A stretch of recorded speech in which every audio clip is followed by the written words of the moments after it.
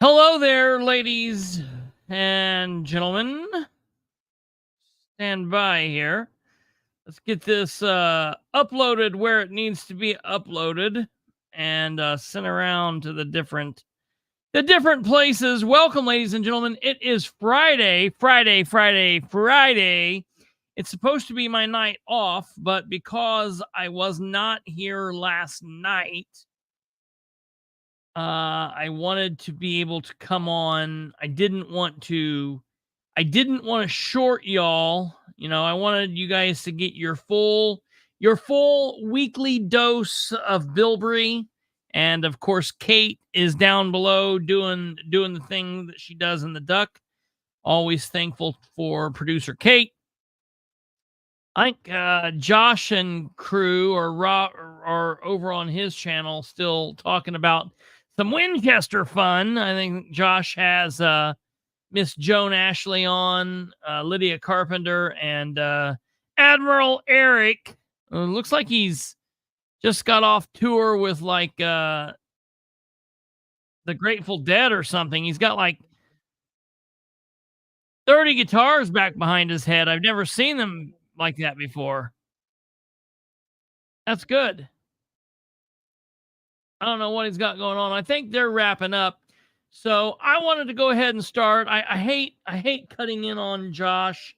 I know we share a lot of the same people, but I wanted to pop on and get started because we know how I do a little bit of a longer intro. So, you know, it is what it is. It's a Friday night. We're going to have some fun. We're going to be talking about something kind of interesting.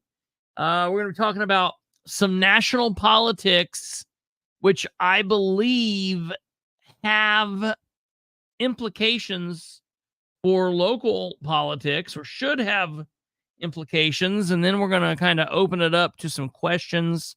We're going to talk about what we think should happen and what we need to do to maybe kind of integrate kind of what's happening. Maybe what's happening on the national level isn't a good thing. Is it a good thing? Is it not a good thing? We'll be talking about all of that. And I think I was talking to Brando today. We're going to try to get Brandon on here for an episode coming up here. Hopefully soon, maybe the beginning of next week or whatever. We will not be live tomorrow. We will not be on here. Generally, our week here is Sunday through Thursday. Our nights off are Friday, Saturday.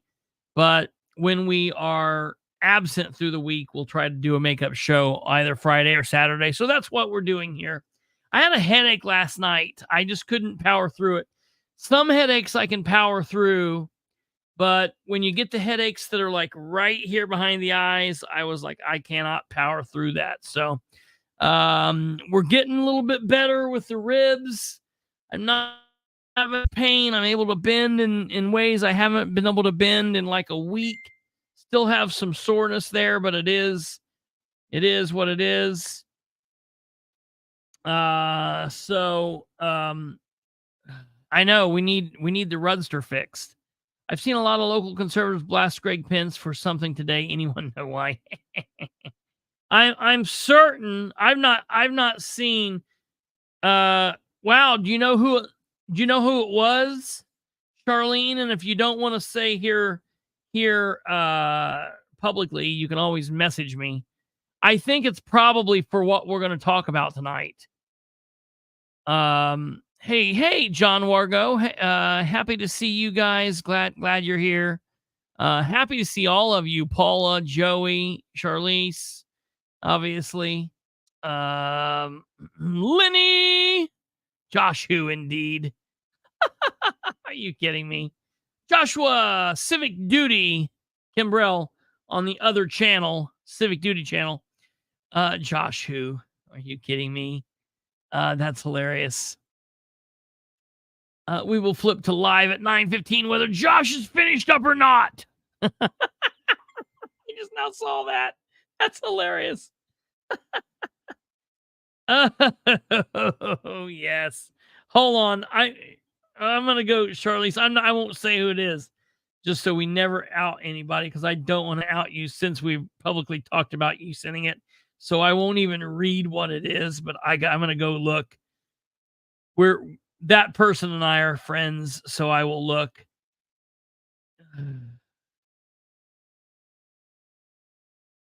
Yeah, that's...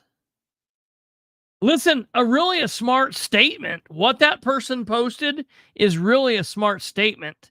No one should vote for Greg Pence for anything. Period.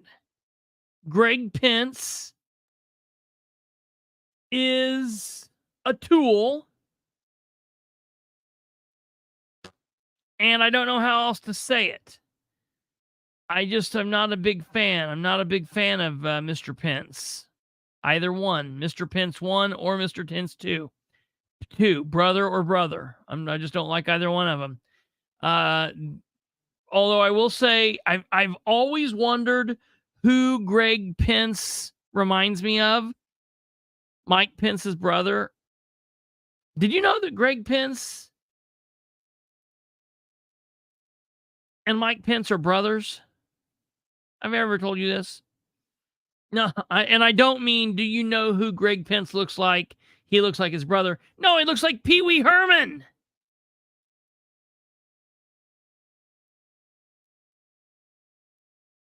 He looks like Pee Wee Herman.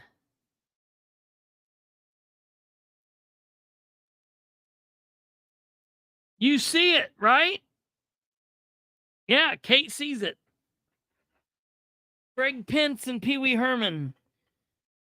The amazing Mr. Paul Rubens, who died this year.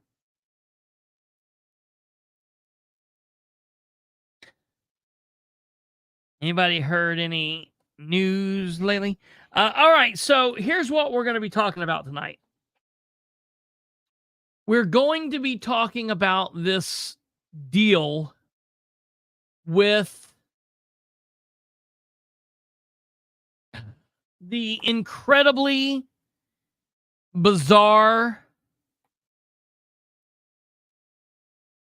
the incredibly strange, and now, as of today, the incredibly unemployed, unelected Mr. George Santos. This, ladies and gentlemen, is the 90th episode. The 90th episode. And this episode is called Setting Precedent. I can't say these words. I hate the two words together. I wrongly said it in the group. Not presidents, not precedents. Not I can't say them together. This is the legal definition, meaning, a law or a way forward that will be used from this point forward, like case law. Okay. The other is giving something priority over something. Precedence or precedent. And I hate saying all of it. And none of it is president. They're all horrible. Anyways, today history was made. I don't know. I don't know how many of you are aware that actual real life history was made today. Real life history. Did you know that? And it's history that is national. It's news that is national. However, there are, in my opinion, implications here locally. At the local level, there are implications at the state level. And I don't just mean the state of Indiana. I also mean all other of the United States as well. So, Mr. George Santos was expelled, became the 6th human to ever be expelled from the United States House of Representatives. That's really pretty amazing, honestly. The House voted today to expel Representative George Santos, ending the New York Republicans' tumultuous tenure in Congress. Now, he's only been in Congress for 12 months, not even 12 months. He's been in Congress for 11 months and half of a day. 11 months and 1/2 of a day. And officially etching his name in the history books as the 6th lawmaker ever to be ousted from the lower chamber. He is the first Republican to ever be kicked out of the House. He's also the first astronaut. He's also the first millionaire, the first king of England. If you listen to him, he's got like a storyline that goes back. Who knows? You know, he's done some amazing things if you listen to him. But we'll stick with the facts here. The extraordinary move, unseen in 20 years, the last time somebody was ousted from the Congress was in 2002. However, that person was ousted after they were convicted of a felony. Now, I have to say this because a lot of people do not know this because we're used to dealing with local government things here. See, in local government and in state government, if you have a felony, you cannot be an elected official. If you want to be a councilman, if you want to be a commissioner, if you want to be the mayor, if you want to be sheriff, if you want to be the governor, if you want to be a state representative, if you're convicted of a felony, not charged with a felony, but convicted of a felony, you cannot be a town, city, county, or state elected official. You can vote with a felony, but you cannot be elected as a felon.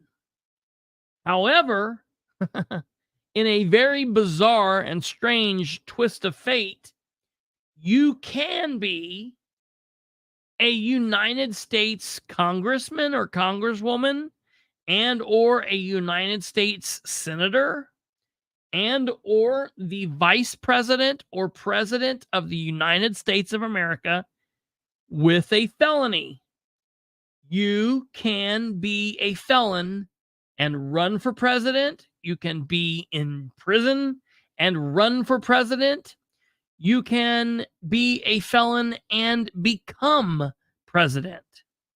So just here in Indiana, and I say in Indiana because I'm not sure how it is in all other states, so I can only speak for Indiana.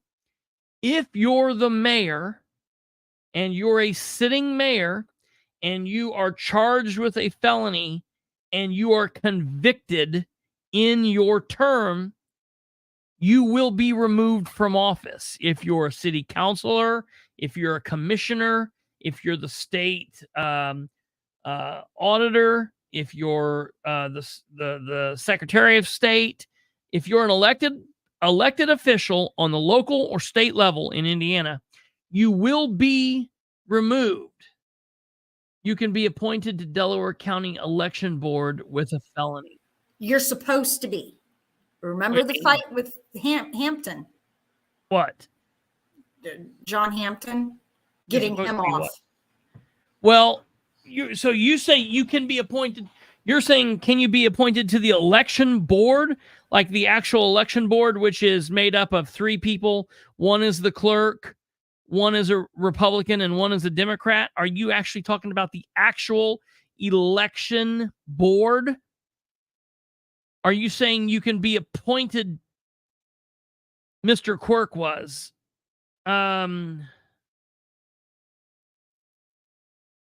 Quirk wasn't on the election board as a felon.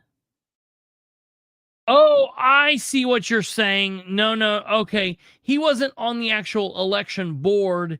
He was just working in the election room. He wasn't actually on the board. The election board is made up of 3 people. In Delaware County, the election board is made up of Anna Quirk. The election board is made up of Anna Quirk. Pete Drum is the Republican side. Anna Quirk is the Democrat side, and Rick Spangler is the clerk. So that's the election board in Delaware County. You're talking about he working in the election room, and that was true. And they quickly fixed that, as they should have. He should not have been in there. That was insane. But the thing is,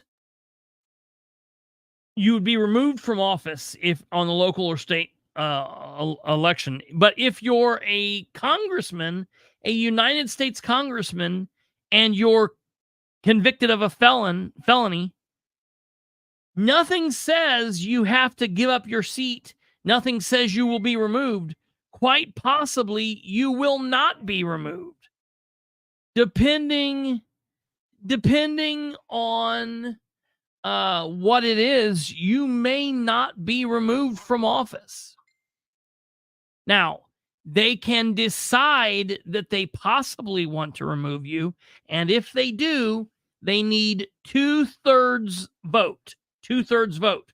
So just FYI, we currently have 435 Congress officials from all over America, meaning in the lower chamber.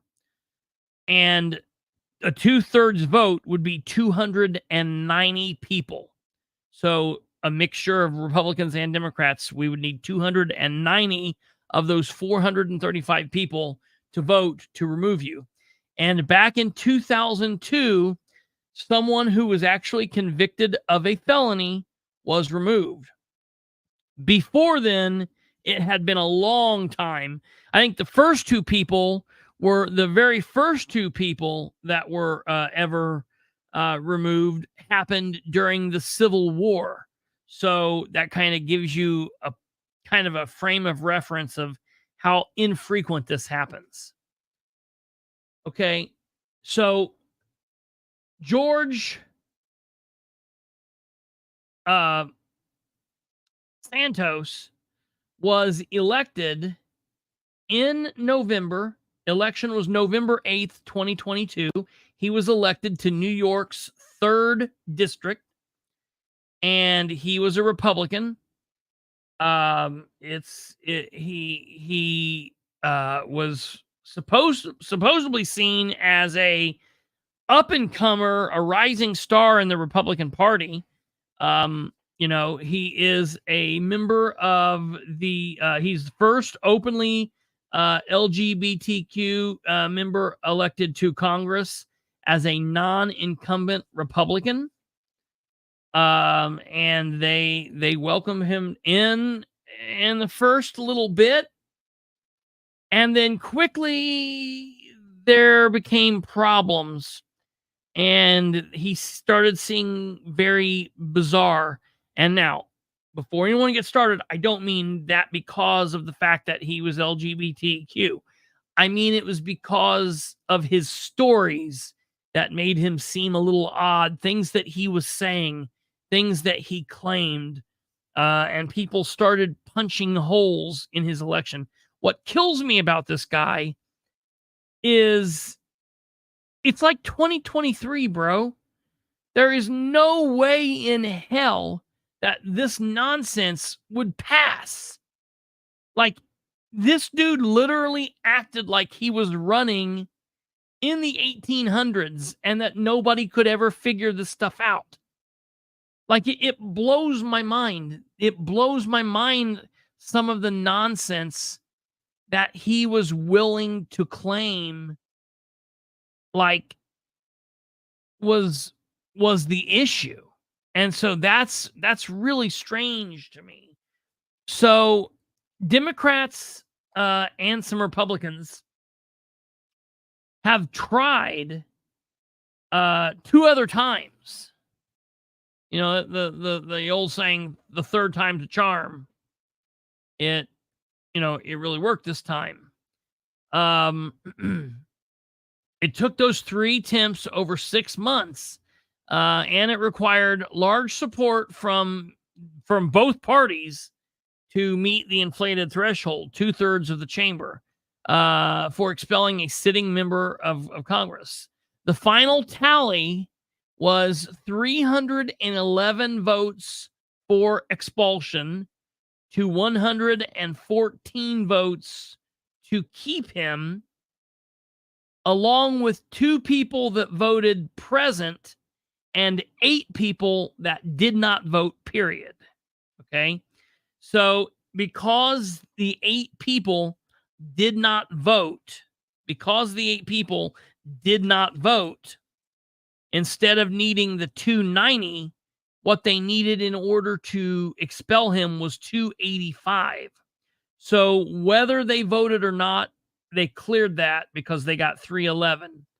So, they definitely would have cleared. They cleared the 290. They cleared the 280. There were 105 Republicans that voted to expel him. There were 206 Democrats that voted to expel him. And in the not expel, the vote to keep him was 112 Republicans voting to keep him and 2 Democrats. So that means there were the 312 and the 105 Republicans, 206 equals 312. And in the keep him pile was 112 Republicans to 2 Democrats. That's 114. And then again, I said that there were 2 Democrats that voted present. And then there were 8 other members, 3 Democrats and 5 Republicans, that said, we're not voting in this. Now, I wanted to know who from Indiana voted. Who from Indiana voted in this? And didn't Santos walk on the moon? Yes, he did. Yes, he did. So, hello there, Susan Lee. Sorry, I was off screen for a moment, so I apologize for that. So, Indiana has 9 districts, 9 congressional districts in the state of Indiana. And give me one second here, and I'll show you.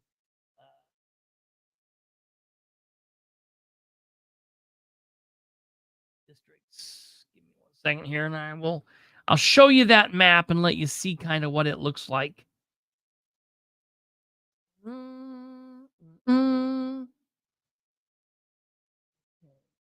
Show you that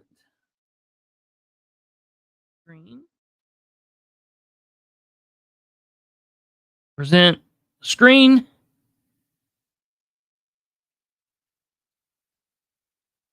All right, here we go. Here is Indiana's congressional districts. District 1 is a Democrat, Marvan. I don't know. I don't like to say his name. Mervan. District 2 is you guys see that? Kate, can you see that? I'm off on a different screen. Yeah, it's fine. Keep going. Okay, kick ass. I just wanted to make sure that you guys could see that here. Give me.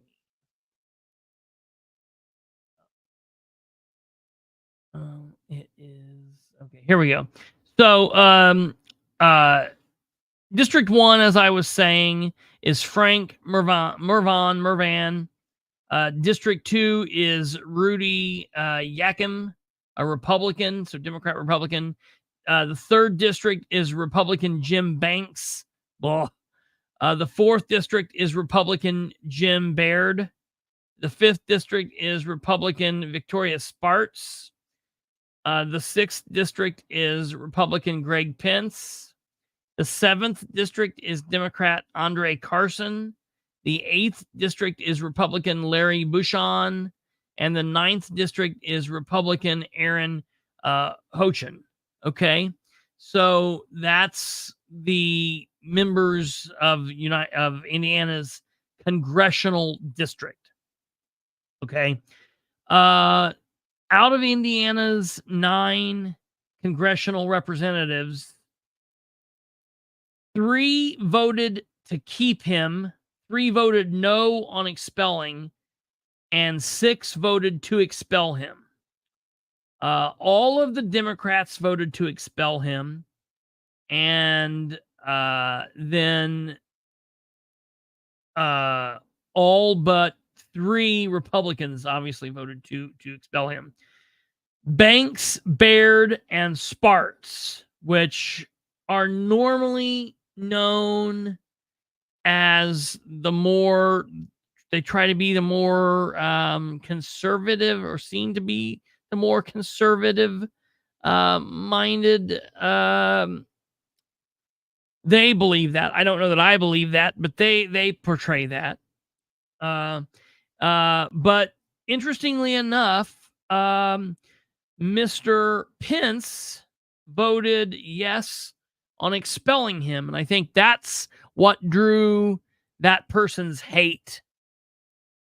I think that's what drew that person's hate.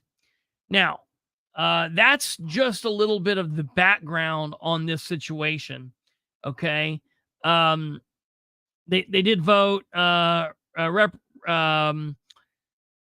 It says, see here. Again, he's served only 11 months in office. The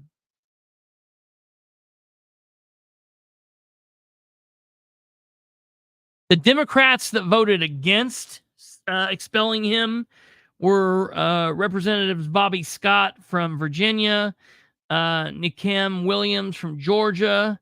They were the only 2 Democrats to vote against expelling him. Reps Al Green from Texas, Jonathan Jackson from Illinois voted present. And Republican Mike Johnson presided over the House with when the historic vote closed, lightly hitting the gavel in the silent chamber, a reflection of the solemnness of the moment. The measure brought fresh attention to the bubbling tensions within the Republican conference, but its ultimate success demonstrated just how toxic Santos had become in the eyes of even many of his Republican colleagues. Once seen as a GOP trailblazer, Santos is facing federal indictment on 23 counts of wire fraud, identity theft, and other campaign finance charges. Many Republicans came to view him as a drag on the party's image and a liability heading into a tough election cycle where control of the House is up for grabs. Yet Santos' ouster also creates an immediate hassle for Speaker Mike Johnson, another bizarre person, and his leadership team, whose razor-thin House majority just got a seat thinner heading into the high-stakes battle to prevent a government shutdown and provide new funding for Ukraine and Israel, two topics that have created fierce rifts within the GOP conference. Doesn't it sound like Jerry the King Lawler could be reading this, and this is just very much like straight out of like the WWF? Like I could be. It's like, is this for real? Is this going on? It's just this. It's insane. So my thoughts on this are, number one, Philip Holbrook. We're talking about the very much like wrestling, the world of fakery in the political arena. It's all scripted, nonsensical nonsense. WWF is actually more real than politics. Let me be very clear, so I don't get Joey coming after me. The WWF is more real than politics. So this is strange because,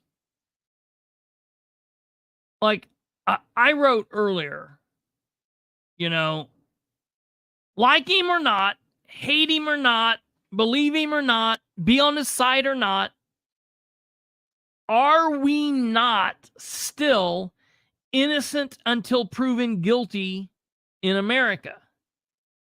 Listen, I want to tell you again,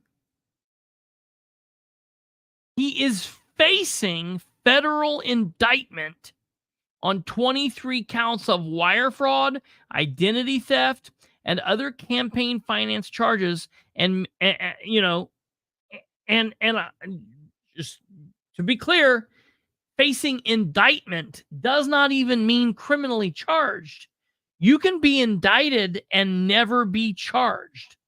Just because you're indicted does not mean you will ever be questioned, does not mean you will ever be arrested, does not mean you will ever go to court. People are indicted. They used to do that to people in the mob all the time.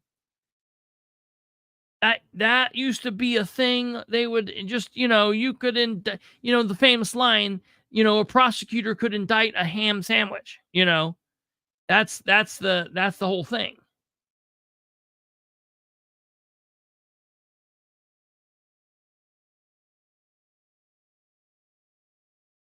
So here's the thing.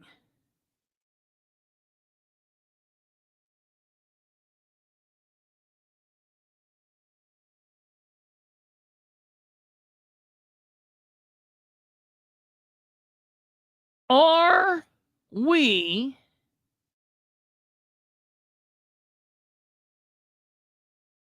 going to start removing congressmen for lying?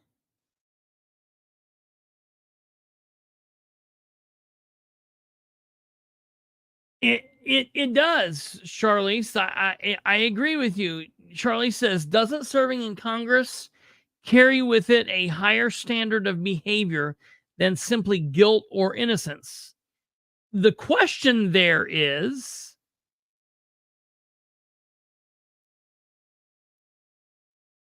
how do we deal with that? Is it something that we, the people, should deal with? When someone acts out or behaves badly or does something that is shocking to the conscience, isn't that something that we, the people,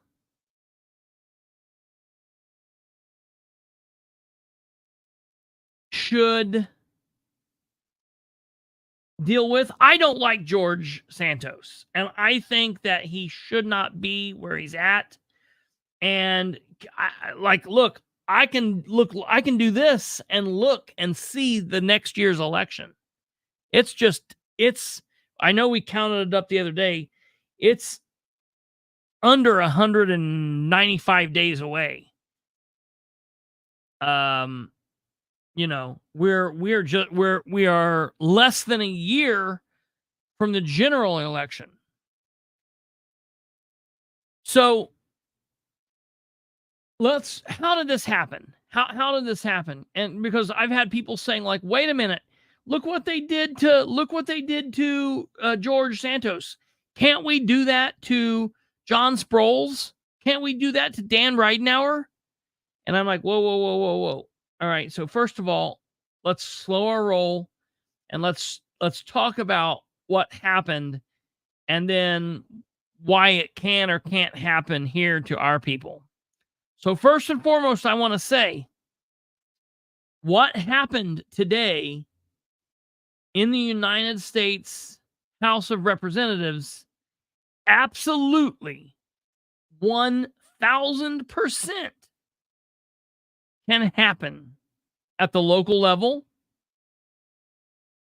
It can happen to elected officials that we just elected in this last election cycle.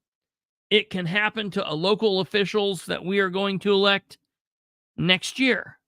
It can happen to people at the state level. Here's who it can't happen to. It can't happen to the mayor. It can't happen to the governor. It can't, and I'm just talking about Indiana. All of you people right now outside of Indiana, I apologize, but I'm only talking about Indiana. You'll have to see the applicable laws to your states. If you want me to look into your state, I will do that. Please send us a message or comment. Alva has asked for some look-sees into Louisiana, and I am going to start doing that because Alva is in the top tier, and he's been such a good supporter here, and he's all the way from Louisiana. So I'm going to give him a little bit of what he wants from time to time. So if you live someplace else and you want us to poke around in your area, let me know where you live, and we'll do that absolutely. But what I'm talking about tonight is just for the state of Indiana. So if you notice that, it also can't happen with the commissioners. Okay. So what do all of those people, it can't happen with the sheriff. It can't happen with mayors. What do all of those people have in common? They're all the executive branch. Okay. So we can't, this is not an impeachment. What happened today was not a recall, and it was not an impeachment. This guy was expelled by his colleagues. When I say that it can happen at the state level and it can happen at the local level, what I mean is our town councils, Daleville Town Council, Selma Town Council, Yorktown Town Council, Lynn Town Council, Shirley Town Council, Elwood Town Council, different towns like that. Those councils, the council body can investigate. They have investigative power, and they can censure or remove one of their council members. City councils, Muncie, Winchester, Newcastle, Anderson, Indianapolis, Richmond, they can investigate their members and they can remove their members for cause, as can the state senators, the House. All right. Muncie Munis Town Council can definitely. I'm saying the executive branch cannot be removed. No, the executive branch cannot be. The council can remove members of their council.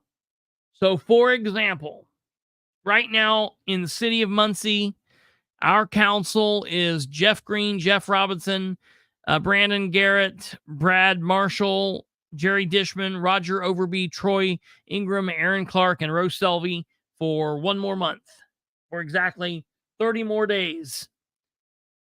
If for some unknown reason that council wanted to get together and call a series of special meetings and say they said, we'll pick on Troy Ingram because Troy Ingram is a good person.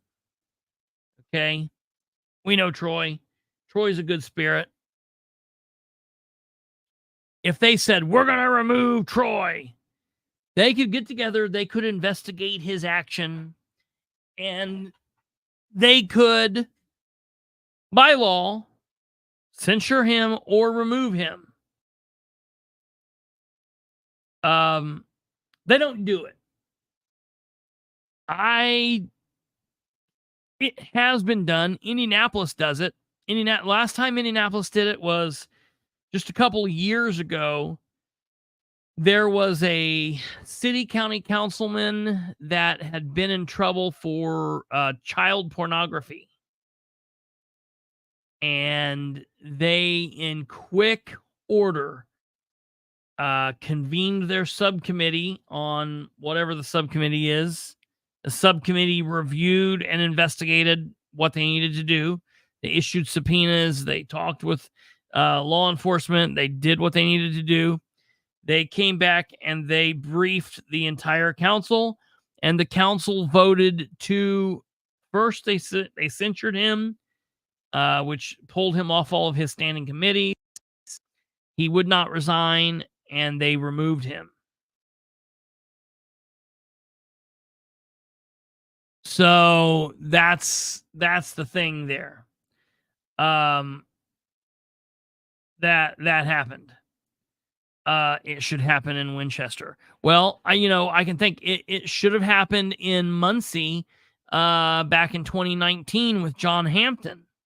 When John Hampton was appointed to the council, and it was found out that he was technically serving illegally. They should have, but they didn't have the balls to do it. Linda Gregory was censured in her last week.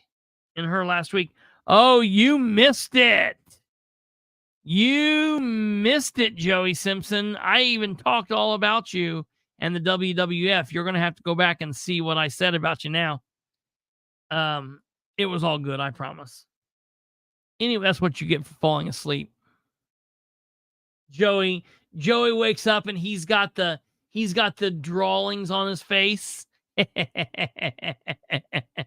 You better go look in the mirror, bro. See what happens when you fall asleep at this party. So local level can remove people, but they haven't. City, towns, counties can do that, and so can our state level. I do not like George Santos.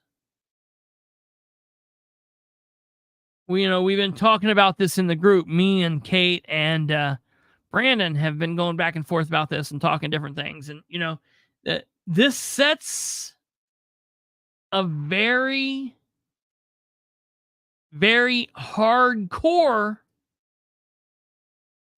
It sets precedent right there. Straight. They did it. They did it today. Now, I know they did it back in 2002, but y'all know we're in a different time now than in 2002. It's like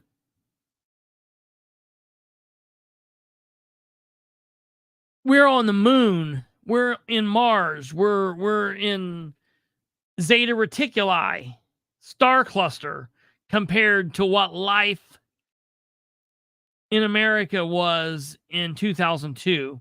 Just everything's different. And it's not even America, it's just the world. All right, so we're definitely in a different area. Delaware County Councilman Ryan Webb says, I don't like the idea of removing a person elected by the people before being convicted of anything. Listen, bro, that's where I got to come down on this. I agree with what Ryan is saying. Somebody gets convicted of a felony at the local level, at the county level, the city level, the town level, the state level, they're gone. Okay?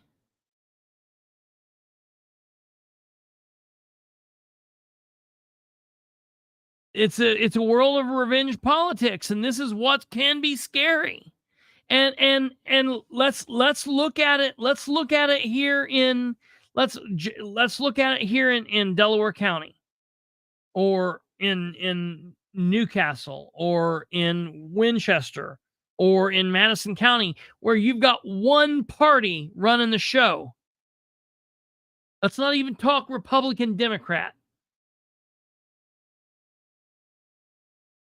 Let's just talk one party. We're talking one party. And all of the members of the council are one party. But you got your Troy Ingram, who won't bow before the party.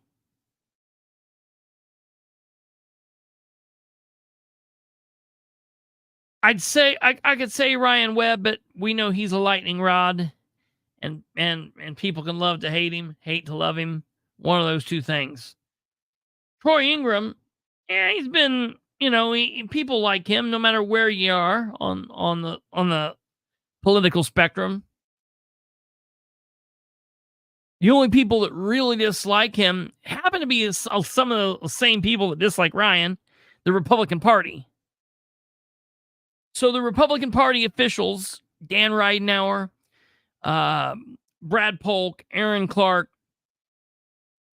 Jessica Ed, and all of them get together and they say, well, Troy Ingram doesn't play ball with us. And he's voted for Jeff Robinson 3 times to be president. So we're going to call the standing subcommittee together to investigate him for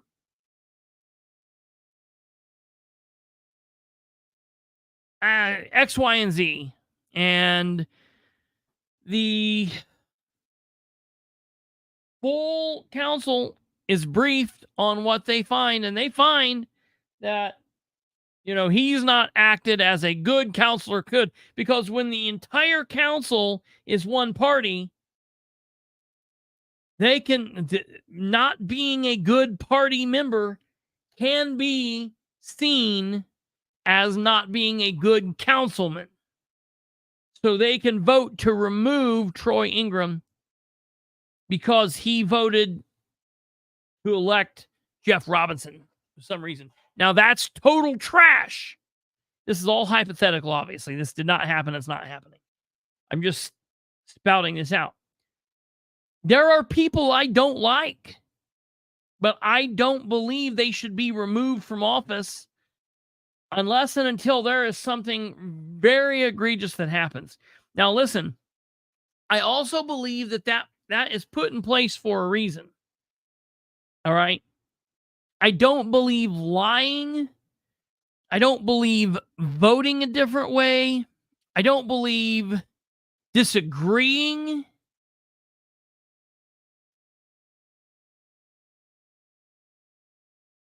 should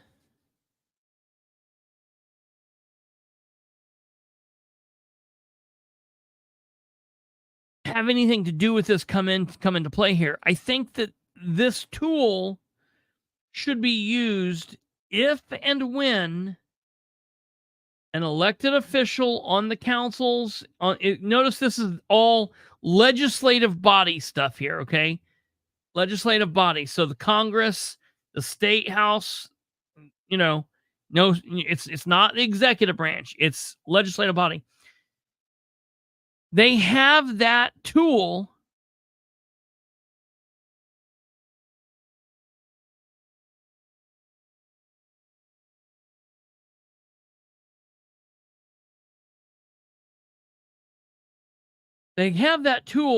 to investigate, to look at the actions of their fellow council members. And in my opinion, it should only be used if said official is harming their seat, harming the body. Specific, I don't mean voting or disagreeing. I mean doing ill. Like a very good example.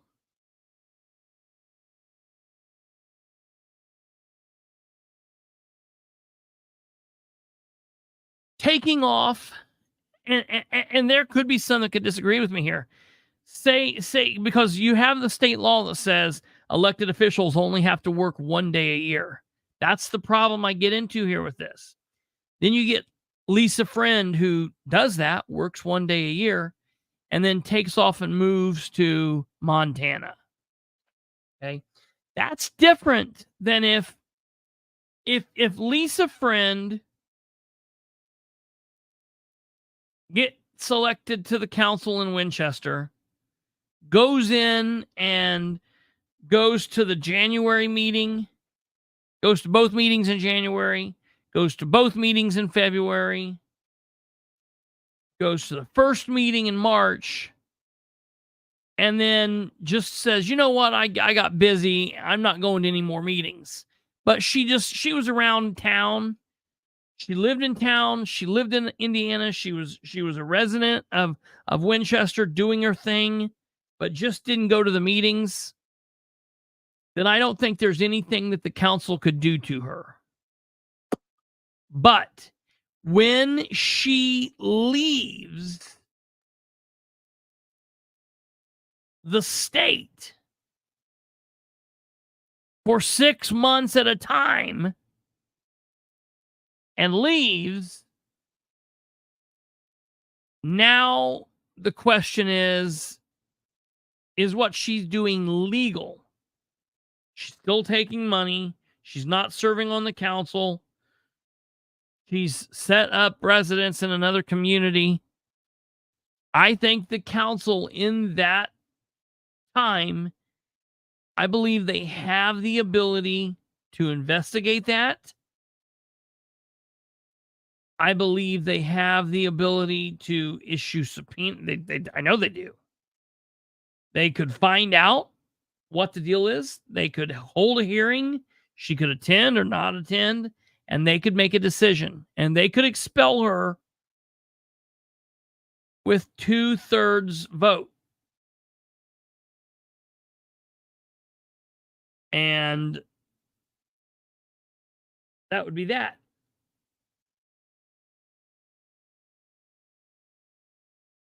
I think that's a good use of this. Now, let's look at the United States Congress. We know, as I've said, getting a felony does not mean you're going to be expelled. If you're a state senator, if you're a state representative, J.D. Prescott or Sue Arrington, Criswell, if you're a state representative and you get a felony, there's no questions asked. You're going to be removed. Period. But if you're the national level, you're not going to be removed. So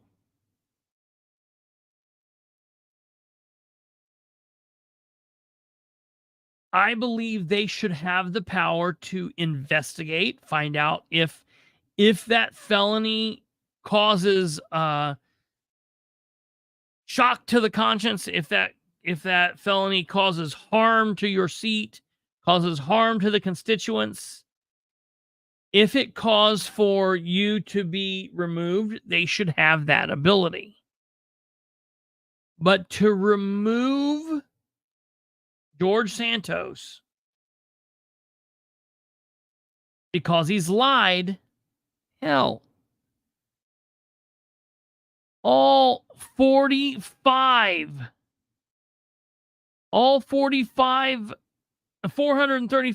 of them could be removed for that. Okay, so people say, no, that's not why he's being removed. He's being removed because he is facing federal indictment for 23 counts of wire fraud, identity theft, and campaign finance charges. Well, what does facing mean? I mean, it means they're thinking of charging, okay, let's say it's not even that. Let's say he's actually formally been charged.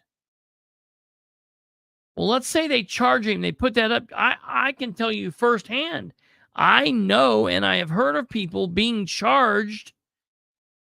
The charge sits there. They go through the motions of having court cases. It gets delayed. And after 4, 5, 6 years down the road, the charges just go away. They dismiss the case. They drop the case. So just because you're charged doesn't mean you're guilty.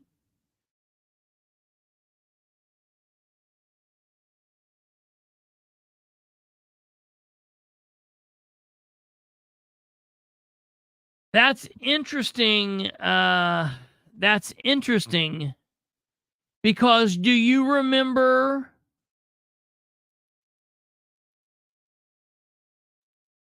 when... Isn't that what happened in Tennessee? Tennessee, that's what I was just going to say. We talked about this on the Bastards. The two guys in Tennessee, did they get removed? 2 of the 3 were removed.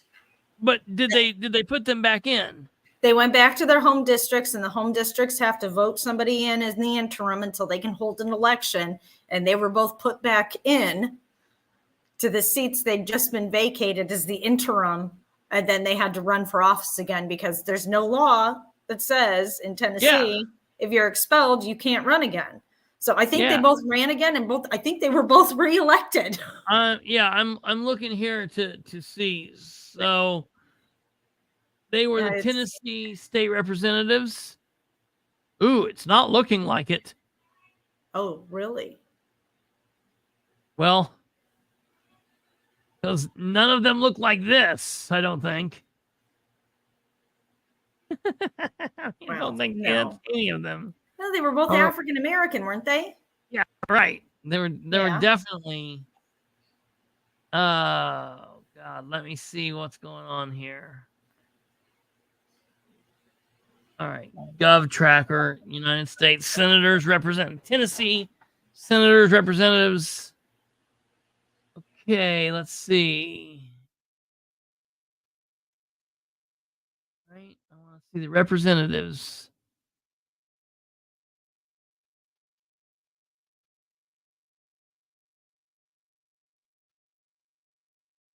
I want to see. You know what their names were? What their names are? What their names were? Tennessee Congressman removed. Justin Jones. And Pearson. It was Justin and Justin. Yeah, that's right. Justin Jones and Justin Pearson. And then the lady got to keep her seat. That's right. So let's find out here what happened to Representative Justin Jones. Yeah. And let's see here. Representative Justin Jones. Oh, wait a minute. Was that United States That was United States Congress. That was state Congress. It wasn't it was the state house. They were so I was looking at the wrong thing. So yes, so Justin Jones still is there. Uh-huh. So he is still, I was looking at the wrong thing. So he is still there. Okay. And And then let me Justin look Pearson. at Pearson. The lady kept her seat because she was white. Yeah. Oh, yep. He's still there too. Yeah, they were both reinstated as the interim. And then when they held the elections, they were both reelected. So it was completely pointless and stupid. And the whole thing was dumb anyway, because they were just exercising their right to speak. Just because you're in the well doesn't negate your right to freedom of speech. That is hilarious to me. I love it. That was just the voters of Tennessee telling the entire state house to go fuck themselves. Yeah, right. Now, I don't think, this is a weird thing. I don't think that Santos should have been removed. Okay? I don't either. If they were going to remove him as soon as the allegations started being made, they should have said something like, this makes the entire body look good, look bad, whatever. Yeah. If they were going to do it, they should have done it as soon as it started. Yeah. But they've let it go on for a year. Yeah. Almost 2 years. Yeah, right. Yeah, he's up for re-election. And he's he's been indicted. Yeah. So, and at this point, either let the voters decide or let it go to trial and wait until he's convicted. Yeah. This to me is just political theater to go, oh, we don't like corruption and lying to the American people. We would never do that. So we're going to remove that bad man who did it. Vote for me. That's what it looks like to me. It's bullshit. Yeah.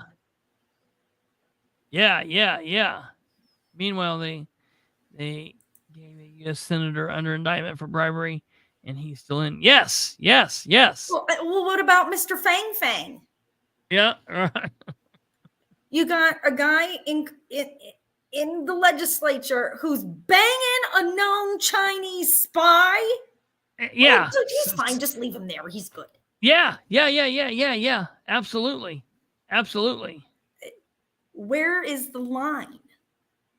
It's really what crazy. makes the body look bad? I know. Improper use of campaign funds. I bet there's not a single person in there that you couldn't find. Yes. Improper use of campaign funds, whether it's $2 or $300,000. Right. Lying to the American public. Yeah, right.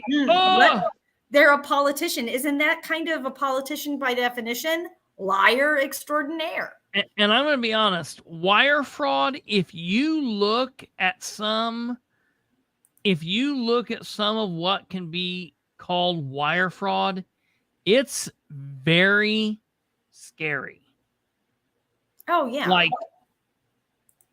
people, like business people and normal people walk on a very fine line of what could be. They can bend and ply that to mean and be very different things. Oh, yeah. I mean, that's a very broad spectrum of quote unquote crimes. Yeah. But where is the line? Yeah. And this precedence they're setting is setting them up for what you were talking about. Revenge politics.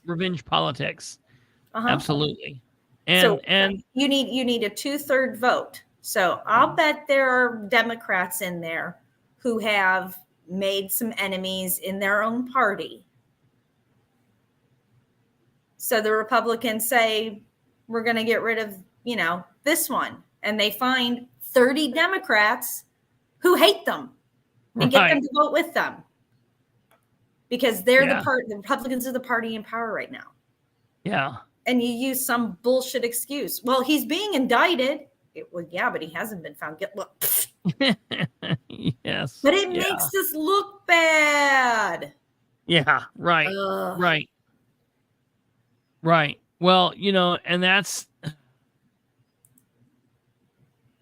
Yeah. Wire fraud is any crime where electronic communication is used, including telephones or online. Absolutely. Well, and that sex comment. Yes. How many people in Congress have been accused of sex crimes, sexual assault, sexual discrimination? Right. And they're still in there. Yeah. Now, Yeah. we've had a few who have resigned in shame, but Sure. there are a bunch in there that are still, they're staying there. Well, if you resign. I'm glad you like my title tonight. Yeah, right. I Most mean, people look at probably don't know yeah. what that means. Look at Ted Kennedy. Good Lord. Like I mean, it almost became a badge of honor. You needed to have a DUI or two, kill and drown a woman, and have some kind of sexual predator crime before you could be elected to the Senate. If you were from Massachusetts. We don't have anybody from Massachusetts in here, do we? In the military, my husband used to joke that you can't be an NCO unless you've had at least one Article 15. And that came with a reduction in rank and, reduction in pay. Right. That's hilarious. Yeah. So going back to Eric's question, I'm gonna go again. I was happy when they reappointed Jones and Pearson, the Justins. I was happy with that. I don't think that Santos should have been removed, but I also don't think, even if it was an option, I don't think the governor should reappoint him. Now, I know that the governor won't reappoint him because they're of different political beliefs. And so that would not happen. And just wouldn't happen. But even if he could, even if it was a possibility, I don't think this is the same thing. Now that he's out, okay, he's out. It is what it is. You know what I mean? So it is what it is. But I don't think he should be out. And it's not because I like him. It's not because I think he should have won. I think it's funny. Let me see if I can find this clip. Give me 1 second. Let me see if I can find this clip I thought was really weird.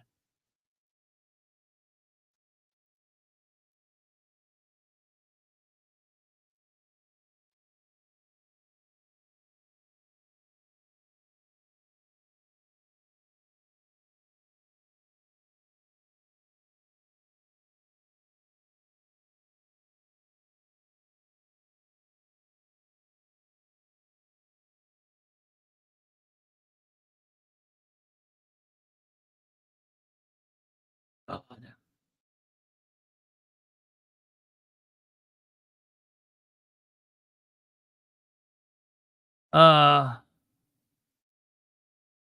Ugh.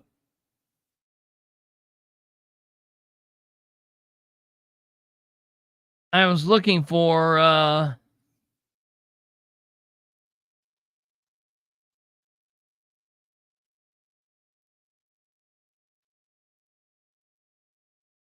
come on, be here.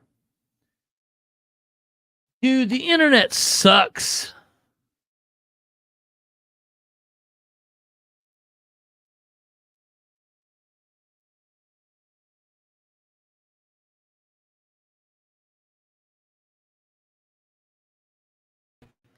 What are you trying to find? I was looking for this video of Bill O'Reilly talking about voting for George Santos. And it was just really interesting. And this is one reason why you shouldn't vote early, folks. This might be it. Hold on, this might be it. You talk. This might be it. Yeah. Oh, okay. Let's watch this for a second.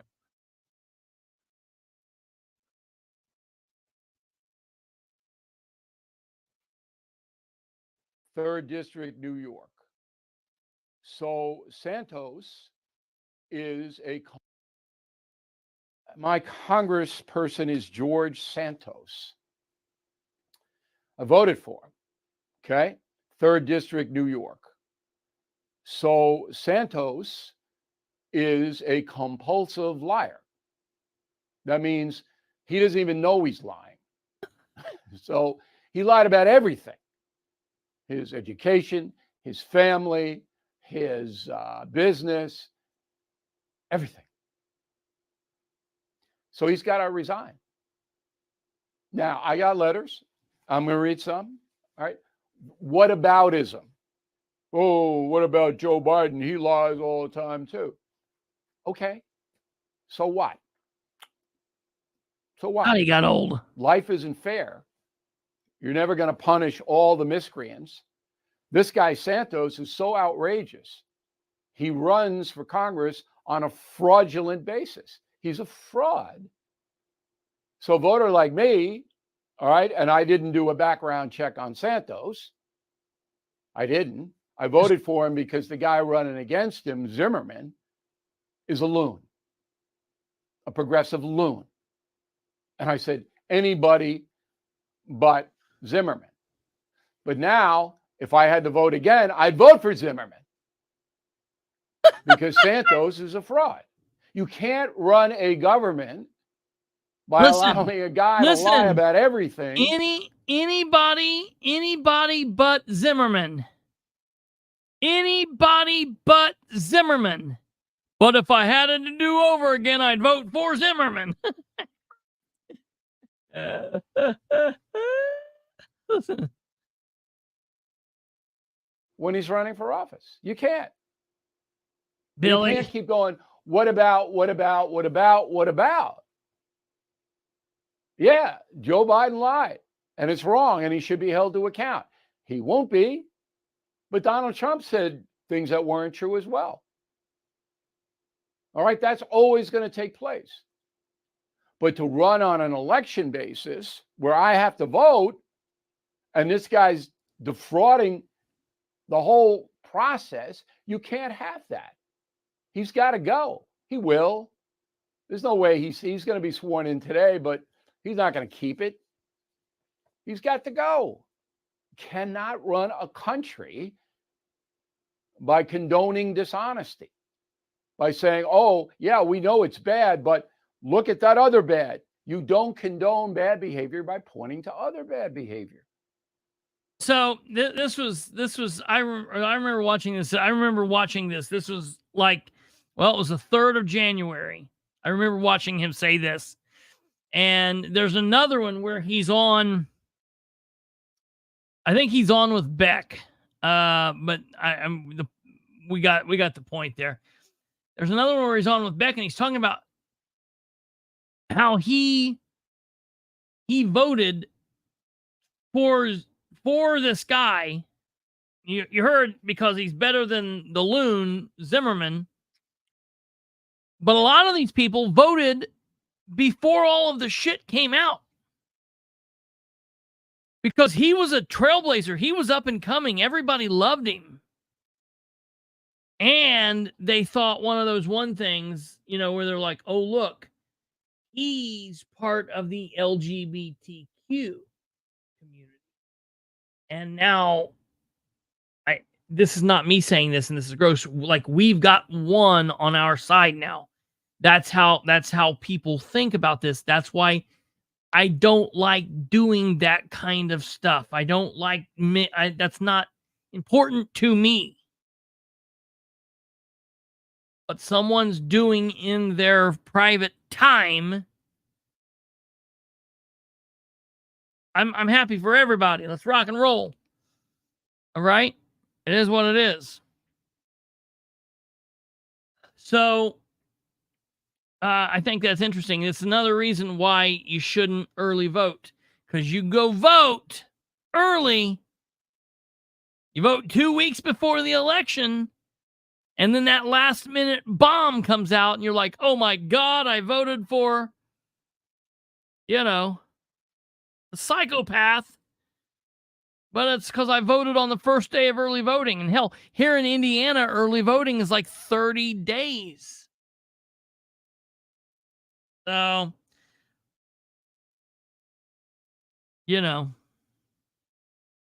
I I don't know. You know. So it is what it is. I've watched Bill on and off for years. But I think that's interesting what he had to say there about George. So I don't know about today. I mean, I know what I think. It's a bad thing. And if you notice what Bill was saying there, Bill wasn't saying they need to expel him. He was saying he needs to resign. If he would have chose to resign, well, you've got nothing there. That's okay. You can always choose to step down, and I would think more about a person if they would do that. If he would have stepped down and he would have said, you know what? I've got some things going on. I've got some mental health issues. I've got some problems. I was low self-esteem, or I'm a psychopath, or whatever he would have said. I could have shook that guy's hand and been like, okay, well, you're doing the right thing. But for him to power through it, and he announced he was running for re-election, and it's like, whoa, like this dude literally has a screw loose. It's not screw loose. I'll tell you, one time I was in a car with my grandparents when I was a wee little kid. I'll tell you how small I was. I was small enough, and this was back in the 80s when you didn't need to be in a safety restraint and whatnot. You could just be walking around the car. And I was small enough that I could be in the floorboard of the car, like under my grandmother's feet in the passenger side, which is like, good Lord, the most dangerous place you could be, God. And we were on this very long car ride. We were going to Oklahoma to see my aunt and uncles that were out there because of GM. And I was real quiet, and they noticed I was real quiet, and they pulled over because they were going to get something to eat or drink or use the bathroom. And I was down there unscrewing the dashboard with some little screwdriver that they had, and literally had unscrewed it all. It was one more screw and the thing was going to fall apart. The front end of the car was going to fall off of the rest of it. I was unscrewing everything. And so I think that's what's going on with this guy. It's not a screw loose. He's unscrewed the entire dashboard. And the car's getting ready to fall apart driving on 70 across the country. And he's like, yeah, I'm running for re-election. So what about it? So look, I can see them thinking oh God, we got to do something here. We need to do something.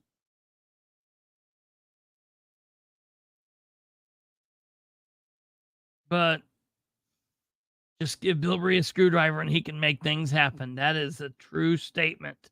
Oh yeah, you know what we used to do, Diane Stevens?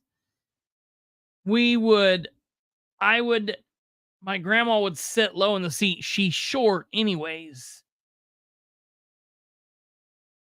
She would sit low in the seat, and I would lay in the back of the window, and she would say this poem thing about this, the kid rolling down, and I would roll over her head and into her arms.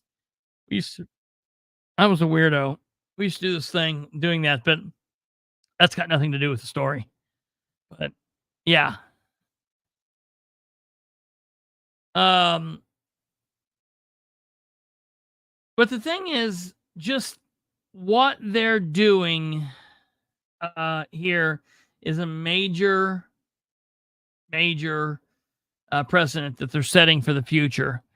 And if we don't think that this is going to start happening every time somebody gets a majority, every time there's a change, every time there's a shift. I hope that's not what happens, but then again, it's just kind of like the road we're on. It's like, you know, full tilt ahead to crazy town, you know, and we're on the crazy train. I give you a microphone and you can definitely put kink in someone's day. That's definitely true.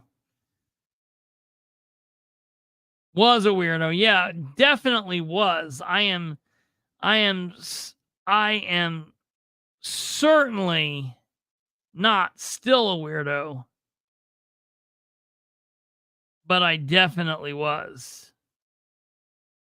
Oh yeah. Yeah, makes their own rules. That's the thing. That's the political way, man. If you just got to get elected, and then, you know, it's the world is your oyster, you know?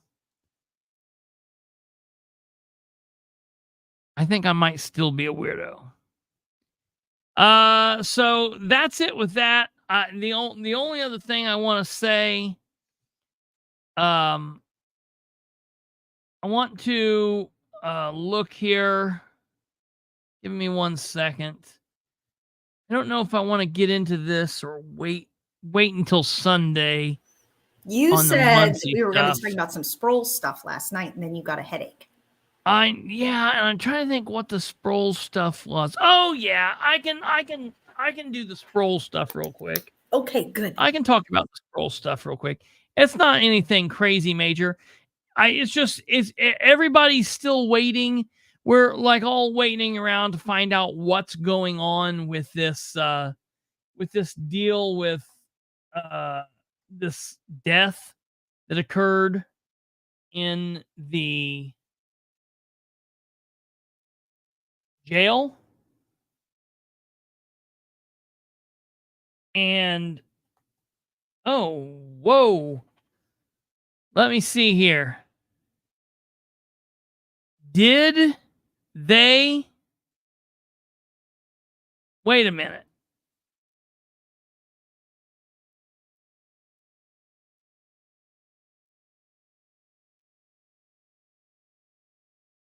Okay.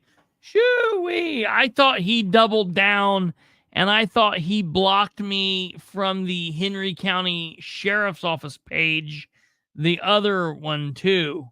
And I was like, oh no, he didn't. But he didn't. So at least that was good. So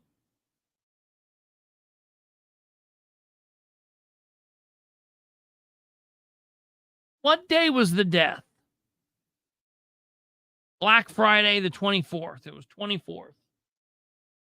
So there's a death in the Henry County Jail on Friday, the 24th. A young woman dies while in custody. Nobody knows why yet. There's rumors floating around and all this stuff going on. Of course, I've told you I've got sources that's been in connection with the sheriff's department, in connection with the coroner's office. I've been talking with people from all angles of this thing. And on Tuesday or Wednesday of last week, I told you guys all what I knew from the autopsy. The autopsy occurred at about 3:30 on Tuesday, and I let you guys know, you know, what's going on from there. We're still waiting for a tox screen, and a tox screen come back. It could be 4 to 6 weeks. So we're going to be waiting some time on that. I'm telling you, I believe while the tox screen might come back with may have narcotics or some kind of drugs in the system, I don't think this was an overdose. I do not believe this is going to be an overdose. I'm going to tell you what I think the death was. I think we're going to see that the death was a seizure caused sometime over the night. Now, where the problem is then going to lie is in the fact that she was in a medical holding cell, and it's like, how long between the last time someone saw her and 5 a.m. when they rounded for wake up and for breakfast? Okay. That's going to be a thing. All right. I think the problem is going to be there, but we need to know what she died from, and then we can go on from there. And it doesn't make sense to keep going down the rabbit hole of what if until we know what the tox screen comes back, because the autopsy will not technically be done, and there won't be a cause of death given until that. I fully believe, because of what I'm hearing from my sources, that the autopsy, the pathologist has what they believe is a cause of death, but we just have to wait for the tox screen to come back. All right, that happened on the 24th in the jail. So then this pops up on the Henry County Sheriff's Office Facebook page on the 29th, 5 days later. Last night, we had a jail corrections officer dinner and discussion. We had a wonderful time discussing how our jail corrections officers personally work to fulfill the agency's wide mission statement of the Henry County Sheriff's Office: do justice, love mercy, be humble.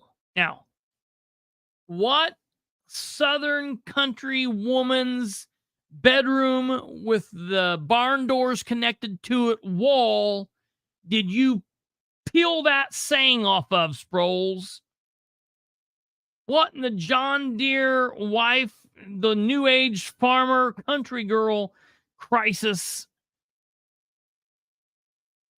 Pinterest page did you get that bizarre ass comment? Do justice, love mercy, be humble. I mean, do justice. That's what he yells at in a caveman voice as he's running down the hall with the shotgun in his hand. Do justice. Do justice. Love mercy. What? Mercy, is that a stripper that you know? I mean, love mercy. Who's that? Be humble.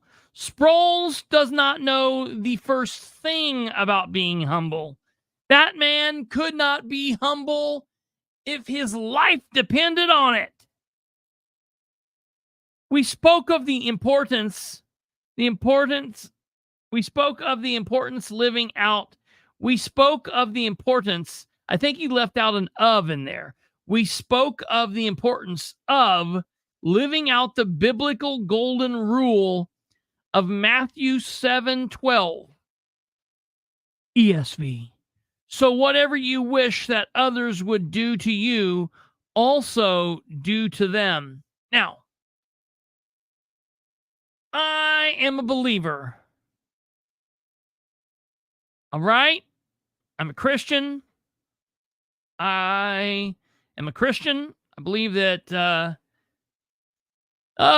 Jesus Christ is my Lord and Savior, and I believe that.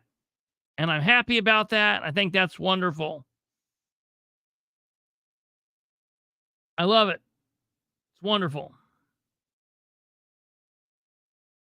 Yes, I know. I pause here. Yes, I'm making fun of Sproles because, and I know that's not very Christianly of me. I will repent later.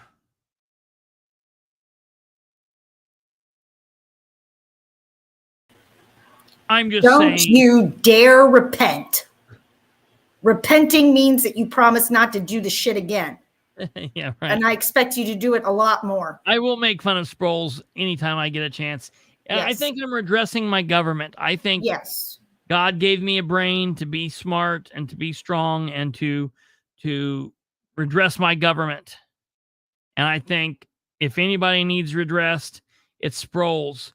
Look, he needs redressed as much as possible. Look at those stupid shirts he always wears. He needs redressed and redressed and redressed again. No, yeah, I'm making fun of him because that dude is not a humble man. He couldn't be humble if he needed to be. And just do justice. The thought of the doing justice, do justice. I can see him saying that. We spoke of the importance of living out the biblical golden rule. Look, I think that's important. I think that's great. Were they forced to be there? Does he have any Muslims that work for him? Does he have any atheists that work for him? Does he have any Jews that work for him? Does he have any Buddhists that work for him? I wonder what they thought of this. We reaffirmed our commitment to treat inmates and fellow employees with respect. We emphasized the importance of maintaining professionalism in our conduct and our language, including an acknowledgement of the fact that the F word and other useless foul language is not acceptable, as it does not represent the highest level of character and conduct that we strive to maintain as law enforcement officers of the Henry County Sheriff's Office. What about the part where you're supposed to check on your inmates on a frequent basis that is in the medical seg area? Like, hey, we're not using the F word. We've got a dead body back here, but we're not using the F word. Yeah, no, but Sproles, literally, there's someone dead back here, but we're not using the F word. Thank the Lord we're not using the F word, but what about the corpse in back, dude? We also discussed the interesting and seemingly paradoxical fact that you can maintain strict law and order while being respectful and fulfilling our mission statement of, woo, do it again and I'm going to shoot you again. Woo, one more time. I can do this all night. Is that the mission statement that they were talking about? Woo! We can and must do justice while loving mercy and being humble. And I don't know, maybe Josh Smith was giving that statement. Did they laugh when Sproles was saying it? The jail corrections officer job is not easy. Our officers are entrusted with the care of an average of approximately 225 inmates on a daily basis. 175 of those are there because of driving while suspended prior misdemeanor charges, because I've demanded that people bring those people to the jail. Idiot. This means they deliver 675 meals in a 24-hour period, then return to retrieve 675 meal trays. You can use that same multiplier for the many other inmate-specific contacts, like shooting them with beanbag guns or not checking on them in medical seg.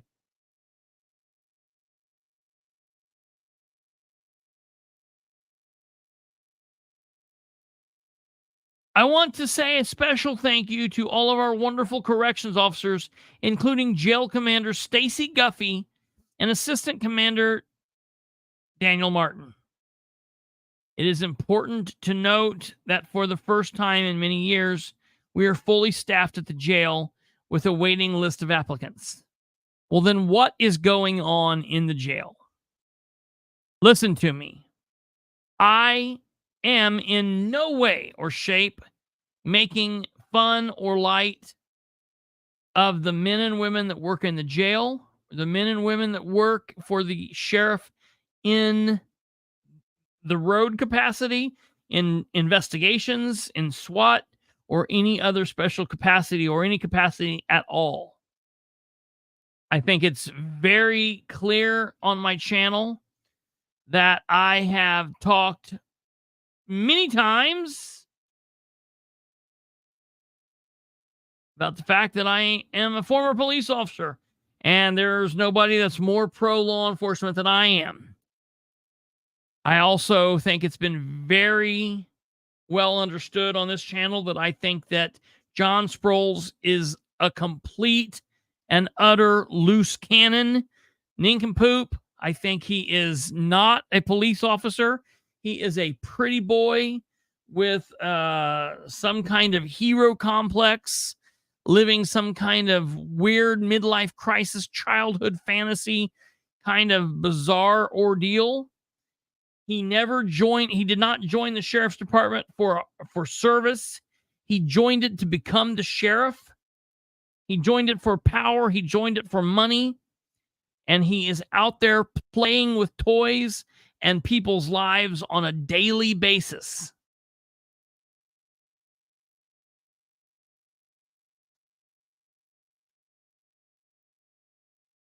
He has absolutely been destructive of and with the law enforcement community in Henry County and Newcastle and the small town communities around Henry County and elsewhere around the state. The name John Sproles is a laughing stock with other law enforcement in and around Indiana. If you say John Sproles' name to other sheriff's deputies, to troopers outside of John's little circle, or to men and women on city and or town police agencies, definitely within the bunny police departments, they will laugh. They laugh. They think that he is a fool. Like Mary said, he didn't use the F word when racially harassing a dance team of children, but was still pretty disrespectful, so I'm real confused. He did not use the F word when being extremely rude and out of line and disrespectful and racial towards another fellow brother in law enforcement who happens to be a fellow brother to the people on the dance team because he was back there conjuring with them. For you that might not understand, I mean, it was a black police officer, and Sproles had some kind of problem with him. I don't think it was because he was a police officer. He never mentioned the fact that the man was a police officer when he was trying to get him fired. He did mention the fact that he was black several times. I didn't hear Sproles use the F word one time when shooting Mr. Neal at point blank range with less lethal rounds, which caused him a serious injury that needed stitches. I don't think I heard him use the F word one time.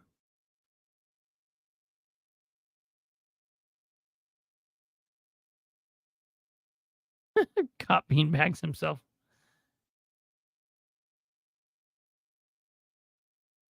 I just don't understand Sproles.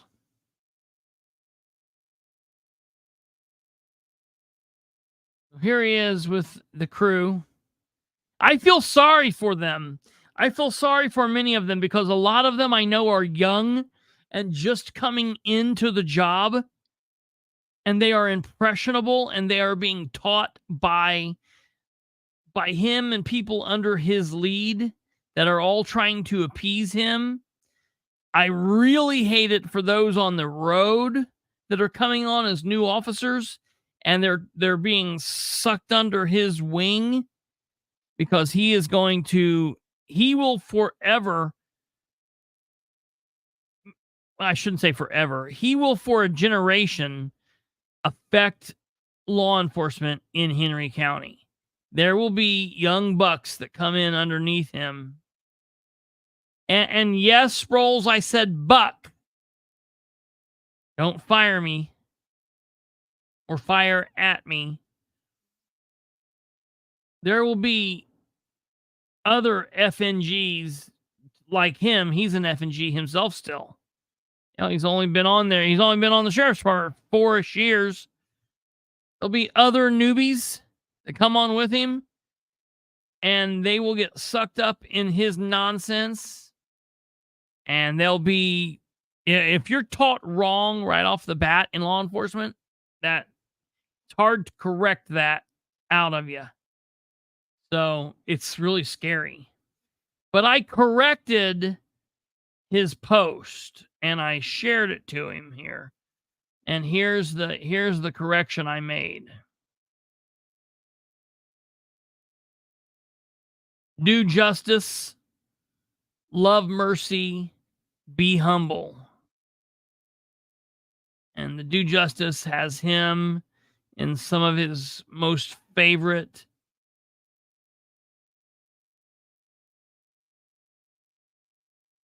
shotgun shooting poses. Love mercy is when he's slamming a guy down for misgendering him, and he's calling the stance instructor stupid and talking to him about kidnapping all these kids and sex trafficking them. And then he's being humble when he's telling the county commissioners that it's his job and his guys do more work than anybody else in the county, and they need all the money. He's being humble when he's talking down to a man of color here. You see, he's got a problem with people of color. You know, we see him up here in the corner starring on Wish TV in one of his self-promotion videos.